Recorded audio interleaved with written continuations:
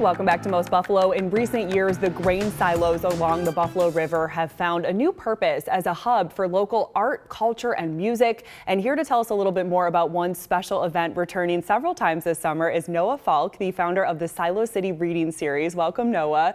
And the Silo City Reading Series, this isn't like a book club at Silo City, right? It's a little bit more than that. It's I often describe it as like an art party inside a grain silo, but the heart of the whole thing is poetry focused.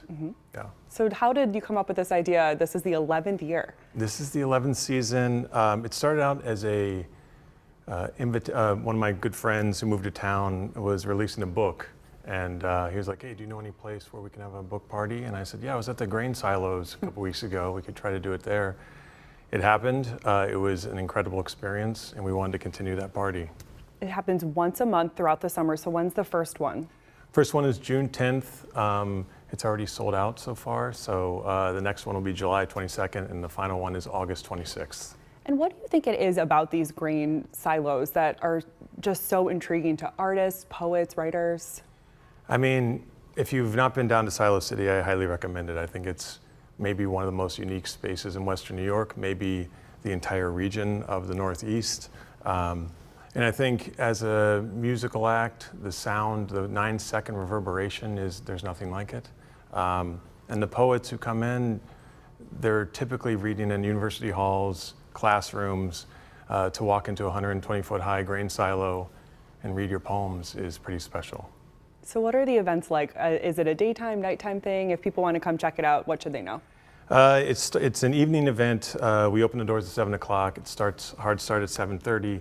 And then we have a local poet open the evening, go into a musical performance, and then a visiting poet of prominence ends the evening. And also throughout the evening, we have some sort of art event, whether it's, this time we have photography, we've had dance, we've had film. So we sort of want to incorporate all these beautiful aspects and elements of different art forms into one evening. And you mentioned the first one is already sold out, so you encourage people to get tickets in advance. I do, and we're releasing tickets to the second one, the July 22nd one, on June 10th at 8 o'clock. So there's a limited space in there because there's only 70 seats, so they go pretty quick. Would you say this is good for adults, kids, any age? It's all ages. We've had babies, we've had toddlers, but I would say it's more of like a high school and up kind of event. And where can people go if they would like to get those tickets and just more details, more information? All the information with archival footage is on justbuffalo.org. This is a Just Buffalo Literary Cent event, and yeah, justbuffalo.org. A unique way to get those summer reading points and maybe a little bit of creative juices flowing throughout the summer.